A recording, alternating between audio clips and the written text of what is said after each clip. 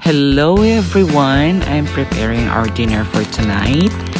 Naghanda ako ng liver adobo na maraming luya para mawala yung lansa. Namimiss ko na rin itong kainin. At nagluto din ako ng corned beef na maraming itlog. Sinahugan ko ng onion bulb o tamanigi.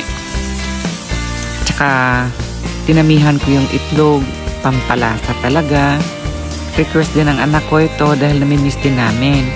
Nagluto din ako ng cream soup. Masarap, may sabaw-sabaw.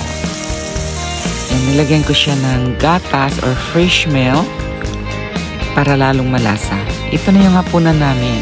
Naglaga din ako ng pork, nalaglagyan lang ng dressing, at saka liver adobo, corned beef with egg, aburagi na natto, at saka sashimi na salmon.